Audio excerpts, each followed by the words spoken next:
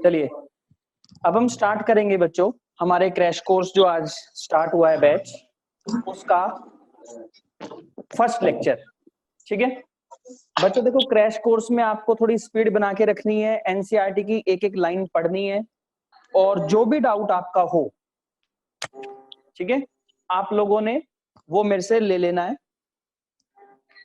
आप कांटेक्ट कर सकते हैं, आप व्हाट्सएप मैसेज कर सकते हैं, किसी भी तरीके से आप डाउट ले सकते हैं। ठीक है, तो थोड़ी स्पीड हम बना के रखेंगे क्योंकि ये हमारा क्रैश कोर्स है, लेकिन बच्चों एनसीईआरटी की आपको एक भी लाइन मिस नहीं करनी। ठीक है, तो आज हम स्टार्ट करेंगे ह्यूमन फिजियोलॉजी का पहला चैप्टर, 11th क्लास से ह्यूमन फिजियोलॉजी का पहला चैप्टर, जिसका नाम है, क्या नाम है बच्चों? Digestion and absorption. क्या नाम है? Digestion and absorption. ठीक है, लेकिन डाइजेशन एंड एब्जॉर्प्शन के अंदर, ठीक है, डाइजेशन एंड एब्जॉर्प्शन से पहले बच्चों हमें ये पढ़ना चाहिए कि डाइजेशन और एब्जॉर्प्शन जो है वो एक पार्ट है, वो स्टेप्स हैं किसके? एक कॉम्प्लेक्स प्रोसेस के, एक बड़े प्रोसेस के जो डाइजेशन से भी बड़ा है। ठीक है ना, वो क्या है बच्चों? वो है हमारा न्यूट्रिशन। ठीक है, आप लोग कर चुके हैं तो इन चीजों को आप मेरे साथ साथ अपने आप लिखेंगे, मैं केवल रिपीट करूंगा आपके सामने। न्यूट्रिशन, देखो न्यूट्रिशन क्या है? न्यूट्रिशन एक वाइड प्रोसेस है और बेसिकली डाइजेशन और एब्जॉर्प्शन उसी का एक पार्ट है। कैसे सर? देखो हमारी बॉडी को, हमारी मींस जितने भी लिविंग बीइंग्स इस धरती पे रहते हैं, उन सबकी बॉडी को क्या करना होता है? उन सबकी बॉडी को अपनी मेटाबॉलिक एक्टिविटी यानी कि अपनी बॉडी की रिएक्शंस करने के लिए क्या करना पड़ता है? एनर्जी की जरूरत होती है। किसकी जरूरत होती है? एनर्जी की। और बच्चों एनर्जी कहीं भी फ्री फॉर्म में प्रेजेंट नहीं है, एनर्जी हमेशा बाउंडेड फॉर्म में प्रेजेंट होती है। ठीक है, और उस बाउंडेड फॉर्म को क्या कहते हैं? न्यूट्रिएंट्स। क्या कहते हैं? न्यूट्रिएंट। यानी कि एनर्जी जो है न्यूट्रिएंट्स के अंदर प्रेजेंट होती है। ठीक है, अब वो न्यूट्रिएंट जो हैं, वो न्यूट्रिएंट भी कहीं पर फ्री फॉर्म में प्रेजेंट नहीं होते, वो किसके अंदर प्रेजेंट होते हैं? और भी ज्यादा कॉम्प्लेक्स स्ट्रक्चर के अंदर प्रेजेंट होते हैं, जिसे हम बोलते हैं फूड। ठीक है ना, यानी कि हमें अगर एनर्जी लेनी है तो पहले फूड को तोड़ना होगा, कन्वर्ट करना होगा किसके अंदर? न्यूट्रिएंट्स के अंदर। ठीक है, और फिर न्यूट्रिएंट्स की ब्रेकडाउन होगी क्या करने के लिए? एनर्जी को निकालने के लिए। इसी को बच्चों न्यूट्रिशन कहते हैं। न्यूट्रिशन इज अ कॉम्प्लेक्स और step wise process in which our organic complex, that is food, is break down firstly into nutrients and then nutrients is break down into energy, and this energy is required for the metabolic activity of our body is called as nutrition. इस whole process को क्या बोलते हैं? Nutrition बोलते हैं। Clear हो गया? अब न्यूट्रिशन जो है बच्चों कितनी तरह का है? क्लियर? तो फर्स्ट पॉइंट हमारा क्या बनेगा? न्यूट्रिशन। ठीक है, न्यूट्रिशन कितनी तरह का है? न्यूट्रिशन बेसिकली दो तरह का होता है। कौन कौन सी है वो दो type? First type that is, बताइए, ऑटोट्रॉफ्स या ऑटोट्रोफिक न्यूट्रिशन।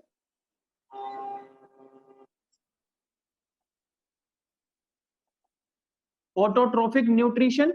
और दूसरा है बच्चों heterotrophic nutrition.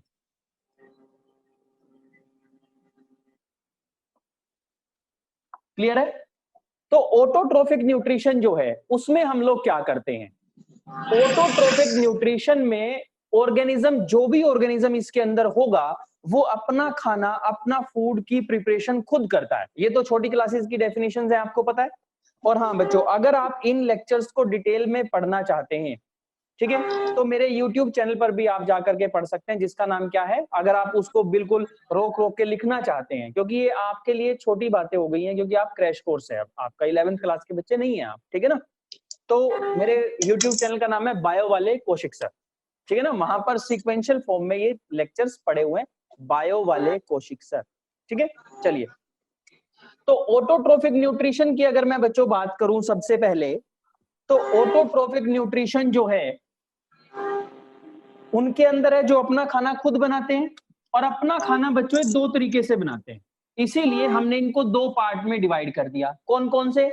Number 1 photo autotroph, photo autotrophs या फोटो ऑटोट्रोफिक न्यूट्रिशन, और दूसरा है बच्चों हमारा कीमो, कीमो ऑटोट्रोफिक न्यूट्रिशन।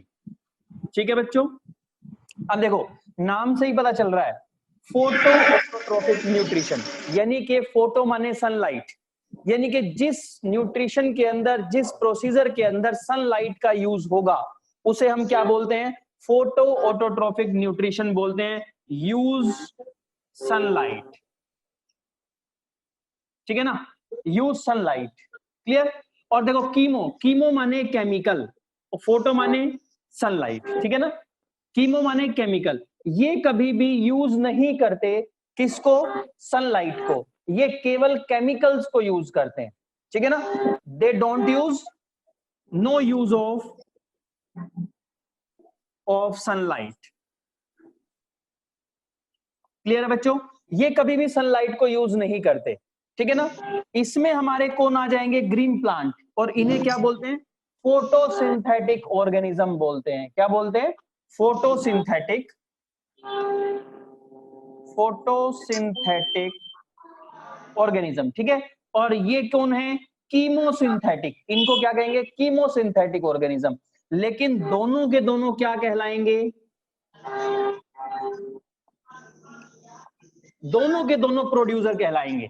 ठीक है ना, दोनों के दोनों क्या है? प्रोड्यूसर, क्योंकि ये प्रोड्यूस करते हैं। प्रोड्यूसर कौन होगा? सबसे पहले बनाने वाला प्रोड्यूसर कहलाएगा, सबसे पहले बनाने वाला। बच्चों देखो मैंने थोड़ी स्पीड यहाँ पर मेंटेन की है, लेकिन जब हम ह्यूमन डाइजेशन करेंगे तो थोड़ा सा उस स्पीड को धीरे करेंगे। क्यों? क्योंकि ये चीजें आप पहले पढ़ चुके हैं। क्लियर? ठीक है, चलिए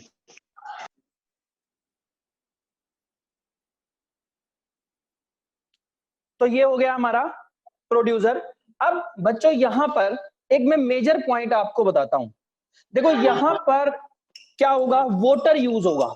यहां पर क्या होगा? फॉर एग्जांपल यहां पर H2O यूज होता है, और अगर मैं कीमोसिंथेटिक में आपको समझाना चाहूं, H2S यानी कि सल्फर यूज हो गया। सल्फर बैक्टीरिया कह सकते हो, नाइट्रोजन फिक्सिंग बैक्टीरिया कह सकते हो। ठीक है ना, आयरन यूज होती है। ठीक है ना, अब इनका एक मेजर पॉइंट है, मेजर सा डिफरेंस बनता है कि देखो जब पानी टूटेगा, जब वाटर की स्प्लिटिंग होगी तो ऑक्सीजन की रिमूवल होगी। ठीक है ना, लेकिन यहां पर देखो जब आपने फोटोसिंथेसिस में पढ़ा है कि वाटर टूटता है तो हाइड्रोजन, इलेक्ट्रॉन और ऑक्सीजन निकलती है, पढ़ा है ना? ठीक है ना, लेकिन अब एक बात बताओ, यहां पर अगर H2S की ब्रेकडाउन होगी तो हाइड्रोजन निकलेगा, इलेक्ट्रॉन निकलेगा, प्लस सल्फर निकलेगा। सल्फर उसकी बॉडी का कंपोनेंट बन जाएगा। ठीक है ना, लेकिन क्या ऑक्सीजन की रिमूवल हुई? नहीं हुई। तो एक बात और याद रखनी है, ये इस टाइप का न्यूट्रिशन ही ऑक्सीजन इवॉल्विंग होता है। ठीक है ना, ये वाला नहीं होता। ठीक है, क्लियर हो गया? तो ये था बच्चों हमारा ऑटोट्रोफिक न्यूट्रिशन, जिसमें हमने प्रोड्यूसर को पढ़ा। प्रोड्यूसर दो तरीके के हो सकते हैं, फोटो ऑटोट्रोफ और कीमोटोट्रोफ। ठीक है ना, क्लियर हो गया? चलिए अब हम बात करते हैं हेट्रोट्रोफिक न्यूट्रिशन की। किसकी बात करेंगे? Heterotrophic nutrition.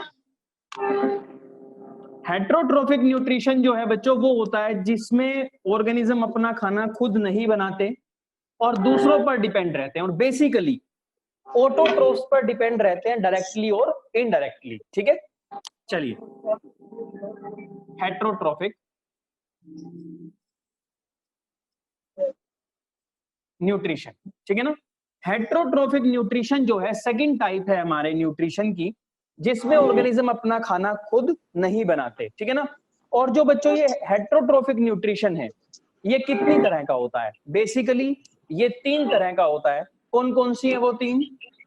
Number 1 holozoic nutrition, number 2 saprozoic nutrition, and number 3 that is parasitic. ठीक है ना, holozoic nutrition, number 2 second type कौन सी है हमारी? सेप्रोजोइक न्यूट्रिशन, और थर्ड टाइप है हमारी पैरासिटिक न्यूट्रिशन। ठीक है, आज अभी हम इन तीनों के बारे में पढ़ेंगे। होलोजोइक न्यूट्रिशन देखो जैसा कि हमारा है, ठीक है ना, सेप्रोजोइक जैसा कि डिकम्पोजिंग बैक्टीरिया का है, और पैरासाइट तो पता ही है आपको, जो न्यूट्रिशन के लिए ही होता है। ये अभी हम तीनों एक्सप्लेन करते हैं। देखो बच्चों, क्या डिफरेंस है मेरे में और डिकम्पोजिंग बैक्टीरिया के अंदर, क्या डिफरेंस है? अगर ये फूड है तो मैं इसको कंप्लीटली एंगल्फ करता हूं, मेरी बॉडी के अंदर कंप्लीट फूड जाता है, ठीक है। मेरी बॉडी अपनी बॉडी के अंदर ही इस फूड के ऊपर इसे तोड़ने के लिए एंजाइम सीक्रेट करती है, ठीक है ना। यानी कि फूड की और एंजाइम की मिक्सिंग हमारी बॉडी के अंदर होती है। उसके बाद next point, breakdown of food हमारी बॉडी के अंदर होता है। इंपॉर्टेंट मटेरियल को एब्जॉर्ब कर लिया जाता है और वेस्ट मटेरियल हमारी बॉडी से रिमूव आउट कर दिया, बाहर निकाल दिया जाता है, ठीक है ना। इसे बोलते हैं होलोजोइक न्यूट्रिशन। क्या बना? इन दैट टाइप और in this type of nutrition we engulf the complete or whole food inside our body. Inside our body enzymes are released and these enzymes mixed with the food break it and convert into nutrients. These nutrients are absorbed by the blood vessels and remaining undigested, unabsorbable food are removed out from our body. That is called as holozoic nutrition. ठीक है। लेकिन सेप्रोजोइक में क्या होता है? सेप्रोजोइक के अंदर कभी भी ये फूड अगर है तो बॉडी के अंदर नहीं जाएगा। कहां जाएगा? कहां जाएगा? बॉडी के बाहर ये फूड पड़ा होगा। जो सेप्रोजोइक ऑर्गेनिज्म होंगे वो अपने एंजाइम्स को बॉडी से बाहर निकालेंगे और किस पे डाल देंगे? फूड पे। तो मिक्सिंग फूड की और एंजाइम की कहां हुई? बॉडी के बाहर हुई। तो फूड की ब्रेकडाउन जो है बॉडी के बाहर होगी, ठीक है ना। और अब यहां पर क्या बन गए? दोनों चीजें यहां पर आ गई। कौन? न्यूट्रिएंट्स भी और वेस्ट मटेरियल भी, ठीक है ना। क्लियर? तो अब सेप्रोट्रोफ्स क्या करते हैं? सेप्रोट्रोफ केवल न्यूट्रिएंट्स को एब्जॉर्ब कर लेते हैं और वेस्ट जो है, जो उन्हें नहीं चाहिए होता, वो यहीं पड़ा रहता है, ठीक है ना। इसीलिए इस टाइप ऑफ न्यूट्रिशन को एब्जॉर्प्टिव न्यूट्रिशन भी कहा जाता है। क्या कहा जाता है? एब्जॉर्प्टिव न्यूट्रिशन भी कहा जाता है। क्यों? क्योंकि ये एब्जॉर्ब करते हैं केवल इंपॉर्टेंट सब्सटेंस, यानी कि केवल न्यूट्रिएंट्स को। समझ आया आपको? ठीक है, क्लियर। यानी कि फूड बॉडी के अंदर नहीं गया, डायरेक्ट न्यूट्रिएंट्स ही अंदर गए, ठीक है। चलिए, तीसरा है पैरासिटिक। पैरासिटिक क्या होता है बच्चों? देखो, पैरासिटिक एक एसोसिएशन है, जिस एसोसिएशन को बोलते हैं पैरासिटिज्म। प्रोसेस को क्या बोलते हैं? पैरासिटिज्म, ठीक है। अब पैरासिटिज्म जो है उसकी डेफिनेशन मैं आपको बोलता हूं। It is a antagonistic interspecific relationship. It is a antagonistic interspecific relationship in which two member of different species live together. जो दो मेंबर हैं डिफरेंट स्पीशीज के, इकट्ठे रहते हैं, ठीक है ना। One member always gets benefited in the form of nutrition. क्योंकि पैरासिटिज्म बच्चों केवल न्यूट्रिशन के लिए होती है, नरिशमेंट के लिए होती है। कभी भी शेल्टर का वर्ड आ जाए तो वो गलत आंसर है। पैरासाइट कभी अपने होस्ट से शेल्टर के लिए नहीं आता, वो केवल नरिशमेंट के लिए आता है, ठीक है, क्लियर। तो हमने क्या कहा? One species always gets benefited and another species always get harm. उसको लॉस ही होता है हमेशा, ठीक है। अब दूसरा पॉइंट है कि जो बेनिफिटेड स्पीशीज होती है, बेनिफिट लेने वाली स्पीशीज होती है, वो साइज में छोटी होती है, ठीक है ना। और जिसको लॉस होता है वो हमेशा साइज में बड़ा होता है, ठीक है, क्लियर हो गया।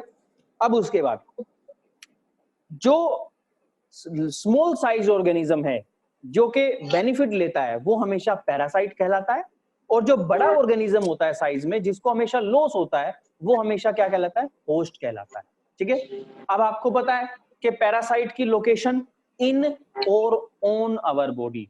कुछ पैरासाइट ऐसे हैं जो अपने होस्ट के अंदर रहते हैं, कुछ पैरासाइट ऐसे हैं जो अपने होस्ट के बाहर रहते हैं। तो उसके बिहाफ पे, लोकेशन के बिहाफ पे क्या बोलते हैं? हम इसे बोलते हैं क्या? एंडोपैरासाइट और एक्टोपैरासाइट। जैसे lices on our head, ticks and mites on cattles, ये सारे कौन है? एक्टोपैरासाइट है। मॉस्किटो एक्टोपैरासाइट है। बेसिकली मॉस्किटो जो है ब्लड सकिंग जो करता है, फीमेल मॉस्किटो, वो रिप्रोडक्शन के लिए करता है, ठीक है ना। उसकी रिप्रोडक्शन स्टेप में एक जरूरत होती है ब्लड की, ठीक है। चलिए, कोई बात नहीं। तो उसके बाद बात आती है एंडोपैरासाइट की। प्लाज्मोडियम है, या हमें जो डिजीज कॉजिंग ऑर्गेनिज्म है जो हमारी बॉडी के अंदर रहते हैं, वो सारे के सारे किस में आ जाएंगे? वो सारे के सारे एंडोपैरासाइट में आ जाएंगे। क्लियर हो गया बच्चों? अब सर आपने दो वर्ड यूज किए थे, एंटागोनिस्टिक, इंटरस्पेसिफिक। ये दो वर्ड पूरी की पूरी डेफिनेशन को क्लियर करते हैं। कैसे? एंटागोनिस्टिक का मतलब होता है अपोजिट, इंटरस्पेसिफिक दो अलग अलग स्पीशीज के बीच में। अब सर अपोजिट कैसे हुआ? क्योंकि देखो एक स्पीशीज को क्या हुआ बच्चों? बेनिफिट हुआ, एक स्पीशीज को क्या हुआ? नुकसान हुआ, तो एंटागोनिस्टिक हो गया ना। अब आपको याद रखना है कि वो नुकसान किस फॉर्म में हुआ, उसका तो मटेरियल चला गया लेकिन उसको बेनिफिट हुआ किसमें? नरिशमेंट में। इसीलिए पैरासिटिज्म केवल नरिशमेंट के लिए होती है। क्लियर हो गया? चलिए, तो ये था बच्चों हमारा कॉमन टॉपिक किसके बारे में? न्यूट्रिशन के बारे में, जो आपकी एनसीईआरटी में नहीं दिया हुआ। ठीक है, चलो उसके बाद हम बात करेंगे होलोजोइक न्यूट्रिशन की। क्यों? क्योंकि आपका टॉपिक है human digestion and absorption, human digestion, ठीक है ना। और ह्यूमन का जो डाइजेस्टिव सिस्टम है वो कैसा है? होलोजोइक है। इसीलिए अब मैं स्टार्ट करूंगा होलोजोइक न्यूट्रिशन, ठीक है ना। बच्चों जो होलोजोइक न्यूट्रिशन है उसके 5 स्टेप होते हैं बेसिकली, ठीक है ना। होलोजोइक न्यूट्रिशन जो है उसके 5 स्टेप होते हैं।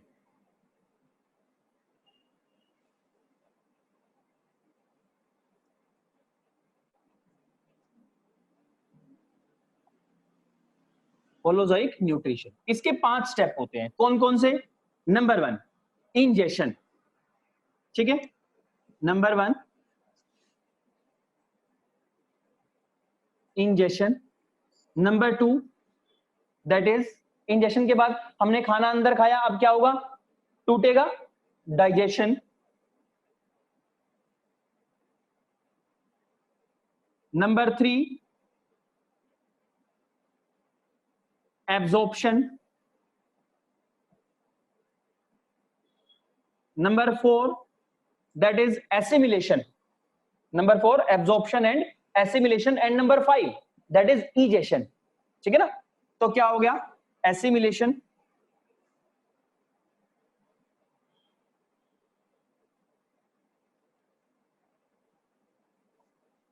And number 5 that is egestion. Clear है बच्चों? तो ये 5 स्टेप हमारे हो गए, ठीक है। क्लियर हो गया यहां पे? तो ये 5 स्टेप होलोजोइक न्यूट्रिशन के होते हैं, चाहे वो किसी मर्जी ऑर्गेनिज्म के अंदर हो। अब आपको यहां पे ध्यान रखना है कि होलोजोइक न्यूट्रिशन ऐसा नहीं है केवल ह्यूमन के अंदर है, और ह्यूमन एक मल्टीसेल्युलर ऑर्गेनिज्म है, ठीक है। ये मल्टीसेल्युलर और यूनिसेल्युलर ऑर्गेनिज्म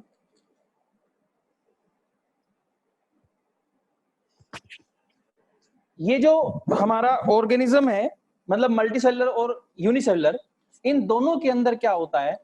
इन दोनों के अंदर होलोजोइक न्यूट्रिशन हो सकता है, लेकिन किस तरीके से? देखिए प्रोसेस सेम रहेगा, यही 5 स्टेप रहेंगे। तो पहले मैं आपको यूनिसेल्युलर ऑर्गेनिज्म के अंदर बताता हूं। बच्चों देखिए, मैंने अपना जो फोन लगाया हुआ है वो बैक मोड पे, बैक कैमरा पे लगाया हुआ है। कुछ बच्चे आई थिंक मैसेज कर रहे हैं, 1-2 बच्चा, तो मुझे पीछे जाना पड़ रहा है जिससे वो क्लियर नहीं दिखता। तो आप नोट कर लीजिए, एंड में मैं आपको 5 मिनट दूंगा, आप अपने सारे डाउट मेरे से ले सकते हैं। आप नीचे चैट बॉक्स में लिख देना एंड में, जब मैं आपको 5 मिनट दूंगा, और फिर मैं उन्हें एक्सप्लेन करूंगा, तब आप वहां से अपने क्लियर कर सकते हैं, ठीक है। ओके, चलिए।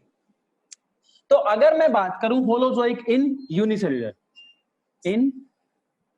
यूनिसेल्युलर, तो बच्चों आपको ना फैगोसाइटोसिस प्रोसेस याद रखना है। फैगोसाइटोसिस प्रोसेस क्या होता है? यूनिसेलुलर ऑर्गेनिज्म के अंदर हम एग्जांपल ले सकते हैं अमीबा का, ठीक है ना। तो क्या होता है बच्चों, मान लीजिए कि फूड पार्टिकल है, this is the food particle, ठीक है। चलिए, ये क्या है? हमारा फूड पार्टिकल है, ठीक है। और ये हमारा क्या है यहां पर? दैट इज अमीबा, ठीक है। ये अमीबा का न्यूक्लियस हो गया। तो ये फूड पार्टिकल जैसे ही अमीबा के पास आएगा तो अमीबा क्या शो करेगा? सूडोपोडिया शो करेगा, ठीक है। मैं डायरेक्ट थोड़ा सा स्टेट थोड़ा कर रहा हूं क्योंकि आप पहले पढ़ चुके हैं इन चीजों को। तो यहां पर ये फूड आ गया। अब इसने क्या किया, इसको फूड वैक्यूल में कन्वर्ट कर दिया। कैसे? ये टूट करके अंदर आ गया। ये लीजिए, ये लो, ये न्यूक्लियस है ये वाला एज इट इज, और ये क्या है हमारा फूड वैक्यूल बन गया। ठीक है ना? तो नेक्स्ट स्टेप के अंदर क्या होगा, नेक्स्ट स्टेप के अंदर इस फूड वैक्यूल के ऊपर लाइसोसोम्स अटैच हो जाएंगे। कौन अटैच हो जाएंगे? लाइसोसोम्स। ये लीजिए, ये हमारा फूड है, ठीक है, ये इसके ऊपर कौन आ गए? लाइसोसोम्स आ गए। लाइसोसोम क्या करेंगे? हाइड्रोलाइटिक एंजाइम्स होते हैं इनके पास, इनके ऊपर डाल देंगे, फूड की ब्रेकडाउन करेंगे, तो ब्रेकडाउन हो गई। ठीक है ना? ब्रेकडाउन हो करके इसमें से इंपॉर्टेंट मटेरियल यानी कि न्यूट्रिएंट्स एब्जॉर्ब कर लिए जाएंगे, और वेस्ट मटेरियल जो है वो बॉडी से रिमूव आउट कर दिया जाएगा। ठीक है ना? बाहर निकाल दिया जाएगा। ये लीजिए, ये निकल गया वेस्ट मटेरियल बाहर। ठीक है ना? तो बेसिकली हमारे 5 स्टेप हुए, यही फैगोसाइटोसिस प्रोसेस होता है सेम। ठीक है ना? तो बच्चों देखिए 5 स्टेप कहां पूरे हुए? इंजेशन। पहला स्टेप कहां पूरा हुआ कि इसने इसको इंजेस्ट किया, बॉडी के अंदर लिया कंप्लीट फूड को। फिर कहा डाइजेशन, लाइसोसोम ने इसको डाइजेस्ट किया। फिर कहा एब्जॉर्प्शन एंड एसिमिलेशन, यहां इंपॉर्टेंट न्यूट्रिएंट्स को पूरी बॉडी के अंदर, क्योंकि इसकी बॉडी तो यूनिसेलुलर है ना, एक ही सेल से बनी हुई है, डिस्ट्रीब्यूट कर दिया सारे में। और फाइनली इजेशन, और वेस्ट मटेरियल को बाहर निकाल दिया। क्लियर? तो ये था बच्चों हमारा holozoic nutrition in unicellular organism. ठीक है? अब बारी आती है हमारी holozoic nutrition in multicellular organism. किसके अंदर? मल्टीसेलुलर ऑर्गेनिजम्स के अंदर। अब मल्टीसेलुलर ऑर्गेनिज्म का बहुत अच्छा एग्जांपल है ह्यूमन बीइंग, जो हमारा चैप्टर है। बच्चों यहां से हमारा चैप्टर स्टार्ट होगा।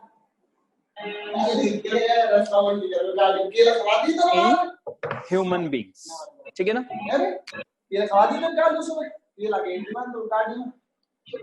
ह्यूमंस, एक गप्पा खवाया मैंने। तो अब हम क्या बताएंगे? गप्पा खवाया मैंने भाई, गप्पा holozoic nutrition in humans. Human के अंदर होलोजोइक न्यूट्रिशन होता है, और वही 5 स्टेप होते हैं। कौन से? Number 1 ingestion, number 2 digestion, number 3 absorption, number 4 Aman Sharma please mute your microphone. सभी बच्चे, कोई भी बोलेगा नहीं, सभी को मैं एक बार म्यूट कर देता हूँ। आपको खुद देखना चाहिए बच्चों। ये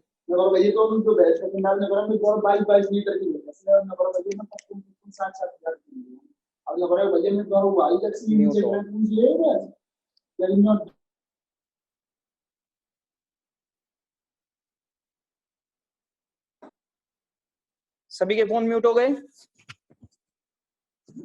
ठीक है, यस और नो फटाफट से मैसेज करिए जल्दी से, विद इन माइक्रो सेकंड जल्दी। अब तो नहीं कोई डिस्टर्बेंस आ रही?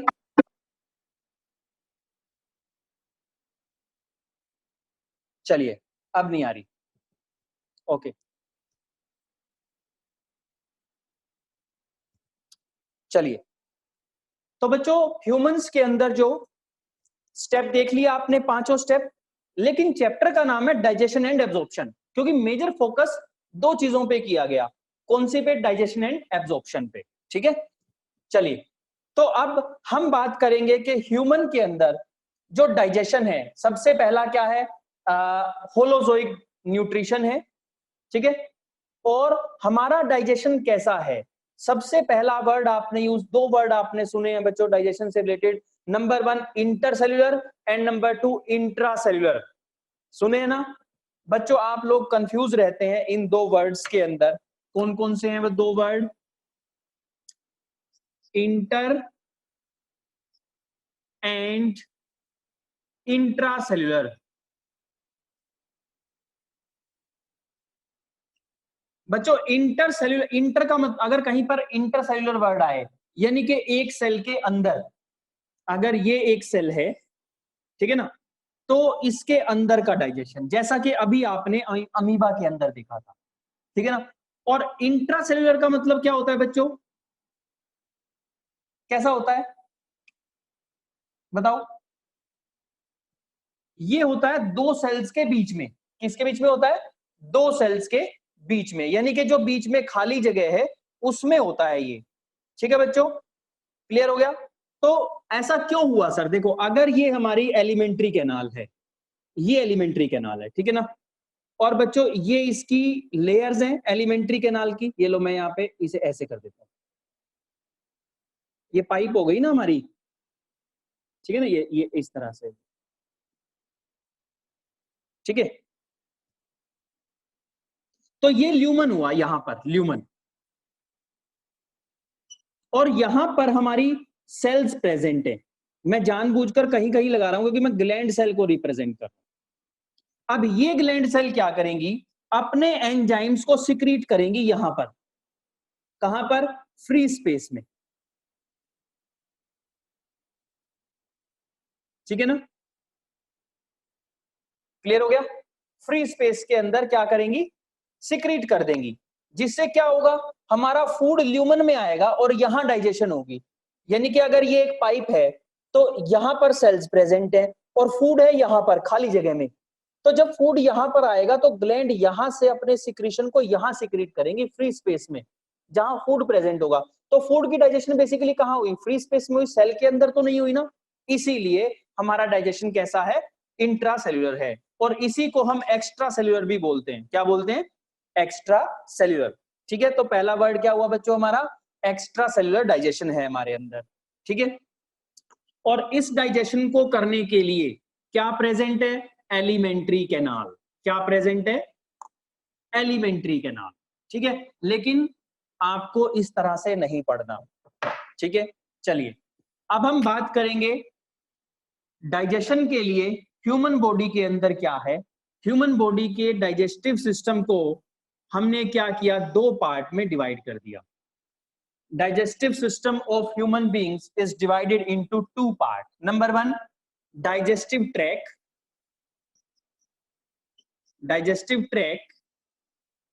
and number two, digestive glands. ठीक है बच्चों, ठीक है। तो हम डाइजेस्टिव ट्रैक को क्या बोलते हैं?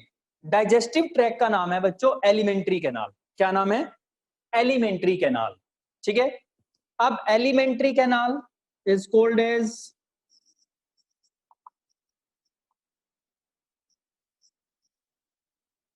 ठीक है। अब एलिमेंट्री कैनाल होती क्या है? It is a tube like structure of varying diameter near about 8 to 9 meter in length, and it always help in digestion of food. ठीक है, क्लियर हो गया? अब आपने सर वेरिंग डायमीटर क्यों कहा?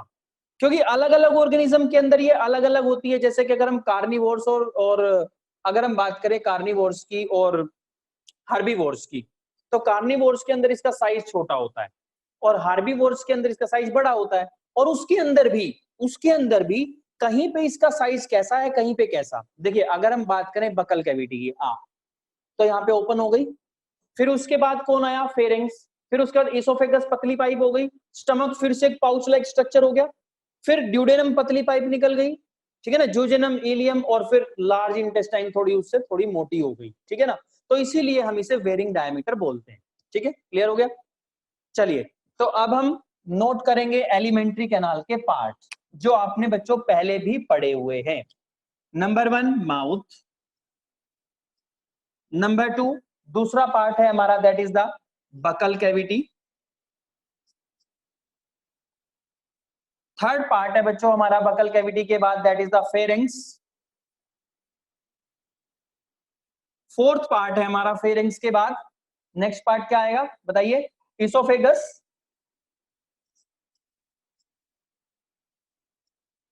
Oesophagus. Next part that is stomach.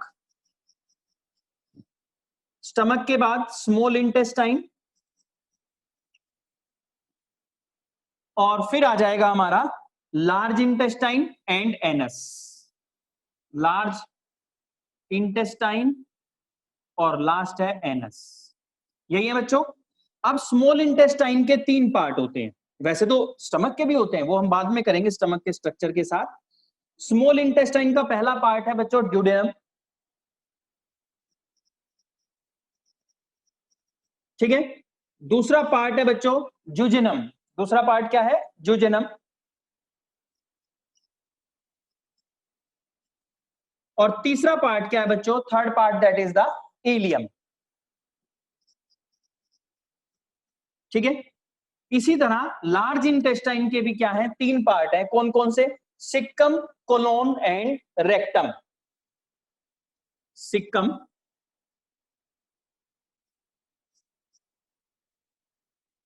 Number 2 colon and number 3 rectum.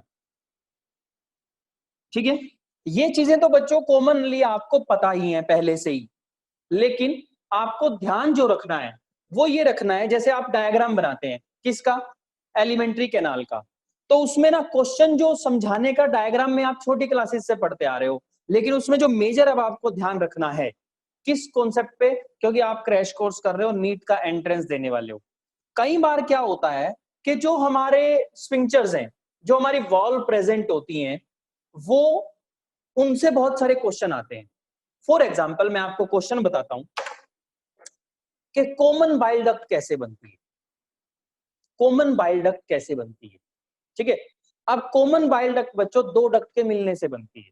कौन सी, एक हेपेटिक डक्ट या कॉमन हेपेटिक डक्ट कह सकते हो आप, या हेपेटिक डक्ट कह सकते हो, एक ही बात है। दूसरा सिस्टिक डक्ट। अब सिस्टिक डक्ट किसकी होती है, गोल ब्लैडर की होती है। ठीक है ना, उन दोनों के मिलने से बनी। अब उससे क्वेश्चन आ गया, चलो एक क्वेश्चन ये तैयार हो गया आपका। दूसरा क्वेश्चन आपके लिए तैयार है कि बताइए बाइल की सिक्रीशन को, बाइल की सिक्रीशन को पैंक्रियाटिक डक्ट में कौन रोकता है। और बाइल की सिक्रीशन को, जैसे अभी कल परसों टेस्ट हुआ तो उसमें क्वेश्चन आ गया कि बाइल की सिक्रीशन को ड्यूडेनम में जाने से कंट्रोल कौन करता है, कौन रेगुलेट करता है, तो उसका आंसर है स्फिंक्टर ऑफ ओडी। ठीक है ना, स्फिंक्टर ऑफ ओडी। लेकिन अब बच्चे कहते हैं कि बॉयडन भी तो काम करता है। देखिए बॉयडन जो है, ये समझने की चीजें हैं, जितना आप सिंपल टॉपिक समझेंगे उसमें से उतना ही कंफ्यूजिंग क्वेश्चन निकल करके आता है। जैसे कि अगर कॉमन बाइल डक्ट आ रही है, ठीक है ना, अब आकर के वो पैंक्रियाटिक डक्ट में अटैच होगी ना, ठीक है ना, अब ये बताना है आपको कि बाइल की सिक्रीशन को, बाइल को पैंक्रियाटिक डक्ट में आने से कौन रेगुलेट करता है, तो उसका आंसर आएगा स्फिंक्टर ऑफ बॉयडन, स्फिंक्टर ऑफ बॉयडन। ठीक है, लेकिन अगर कोई ड्यूडेनम डाल देगा उसके अंदर कि बाइल की सिक्रीशन को ड्यूडेनम में कौन कंट्रोल करता है जाने से, तो आंसर आएगा स्फिंक्टर ऑफ ओडी। बेशक वहां पर पैंक्रियाज की आप भी आ रही है, लेकिन बाइल भी तो जा रहा है ना यहां पर, इसीलिए इन चीजों को समझना बहुत जरूरी है, क्योंकि एग्जामिनर हमारे केवल ब्रेन के साथ, माइंड के साथ खेलता है, उसी बात को दूसरे तरीके से बोलता है। ठीक है ना, चलिए तो हमारा नेक्स्ट टॉपिक क्या है, डाइजेस्टिव ग्लैंड्स। डाइजेस्टिव ग्लैंड बच्चों, हमने डाइजेस्टिव ग्लैंड को 2 पार्ट में डिवाइड किया हुआ है। कौन सी है वो 2, मैं इन्हें यहां से रब कर देता हूं। हमारे जो 2 पार्ट हैं, that is the intrinsic digestive gland and number 2 extrinsic. Extrinsic को बच्चों मैं एसोसिएटेड भी बोल सकता हूं, क्या बोल सकता हूं, एसोसिएटेड। तो इंट्रिंसिक का मतलब क्या है और एक्सट्रिंसिक का मतलब क्या है, चलिए इंट्रिंसिक,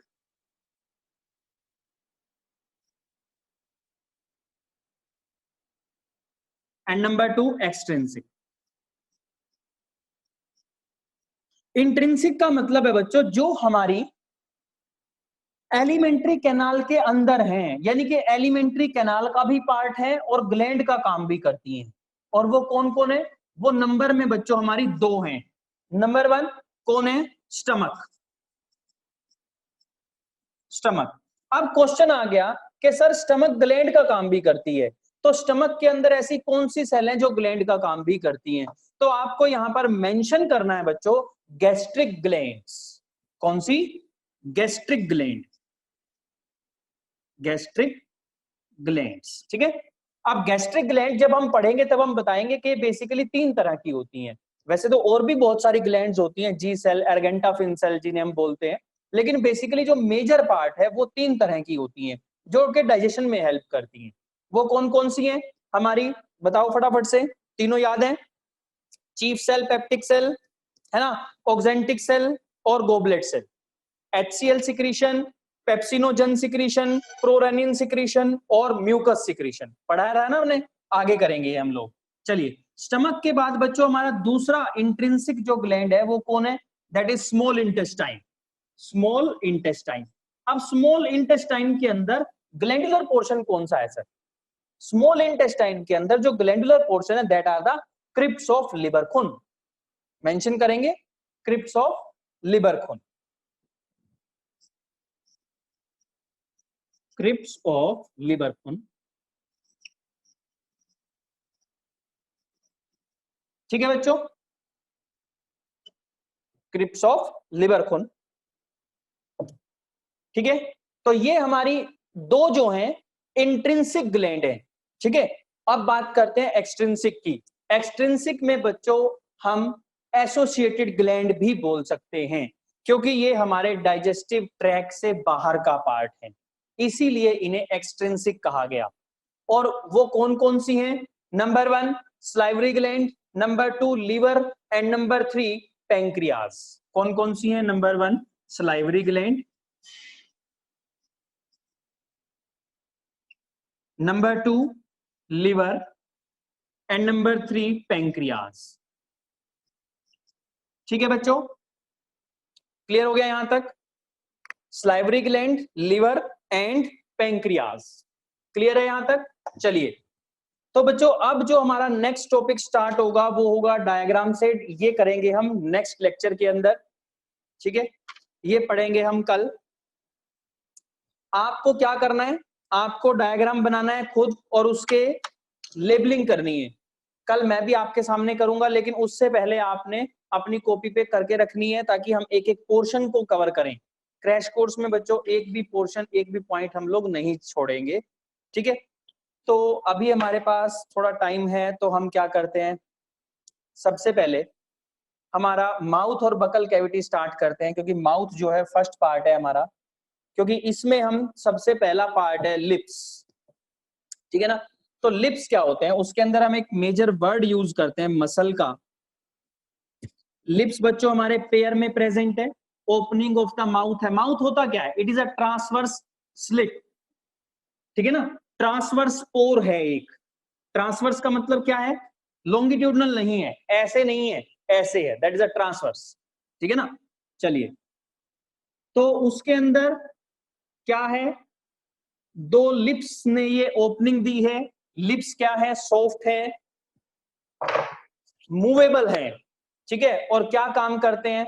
कैप्चरिंग ऑफ फूड में काम करते हैं, ठीक है ना। नंबर 1 माउथ में, माउथ कैसा है? ट्रांसवर्स पोर और स्लिट, ठीक है ना। गार्डेड बाय लिप्स, ठीक है बच्चों। तो जो लिप्स हैं, लिप्स कितने हैं? 1 पेयर, ठीक है। 1 is upper and 1 is lower, ठीक है। ये भी 1 होता है, तो 2 हो गए हमारे, ठीक है ना। एक अपर लिप है और एक लोअर लिप है, ठीक है। जो मेजर पॉइंट है बच्चों वो आप लिखेंगे मेरे साथ। The two lips are supported by, two lips are supported bye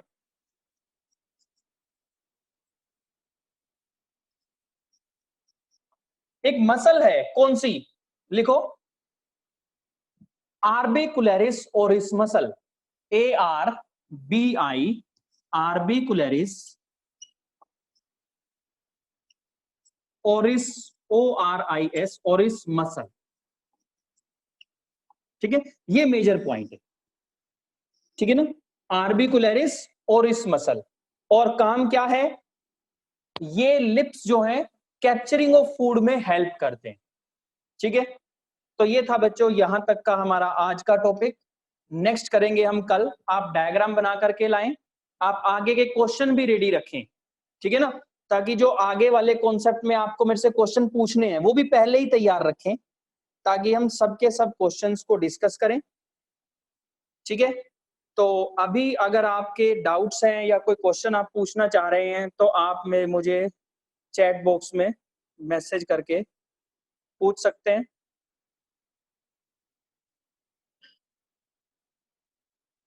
ठीक है, आज ये हमारा फर्स्ट लेक्चर था।